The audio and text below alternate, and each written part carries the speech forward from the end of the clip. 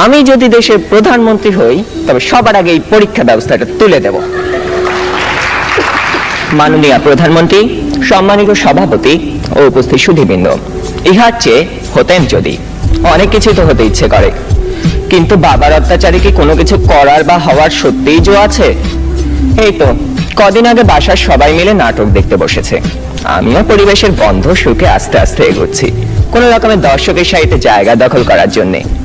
অমনি বাবা গুরুগম্ভীর কণ্ঠে আদেশ জারি করলেন, দুদিন পরে তোমার পরীক্ষা, এখন তোমার এসব নাটক ফাটক দেখা চলবে না। কি আর করা, দরজার চৌকাঠ থেকেই ফিরে যেতে হলো। যেতে যেতেই শুনতে পেলাম নাটকের ছেলেটি তার বাবাকে বলছে, আমি এবার পরীক্ষা দেব না। ইস, আমি যদি এমন করে বলতে পারতাম, এই নাটকের ছেলেটির মতো হতাম। কিন্তু এ তো শুধু নাটকেই সম্ভব। আবার স্কুলের কথাই ধরুন না কেন, সব সময় পরীক্ষা লেগেই আছে। ক্লাস টেস্ট, সাপ্তাহিক, মাসিক, টার্ম, এবং আমাদের স্কুলে আরো একটি পরীক্ষা আছে, পপ টেস্ট।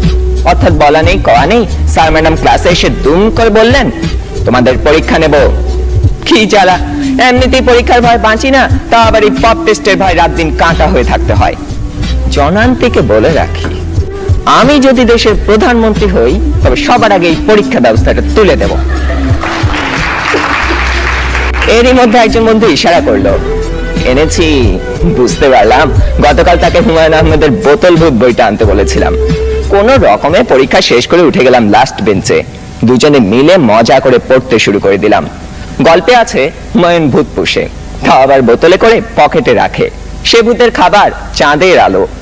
ক্লাসের একজন যখন একথা বলে দিল, তখন অঙ্ক স্যার বোতলটা নিয়ে ভূতটাকে এক ঢোকে পেটের ভিতর চালান করে দিলেন। অমনি স্যারের পেটের ভিতর গুড়গুড় শব্দ উঠতে শুরু করলো, আর তিনি হেঁচকি তুলতে লাগলেন। দম ফাটিয়ে হাসতে যাব, হঠাৎ কানে টান পড়তেই শটান দাঁড়িয়ে গেলাম। বইটা পড়তে পড়তে টেরই পাইনি কখন ইংরেজি ম্যাডাম চলে গেছেন, আর এসেছেন জমদূত প্রায় আমাদের অঙ্ক স্যার। বইটা নিয়ে গেলেন হেড স্যারকে জমা দেবেন বলে। তার মানে আরো এক দফা শাস্তি। আপনারাই বলুন, এত শাসনের মধ্যে স্বাধীনভাবে কোনো কিছু করার উপায় নেই তো হওয়ার উপায় আছে? ধন্যবাদ সবাইকে।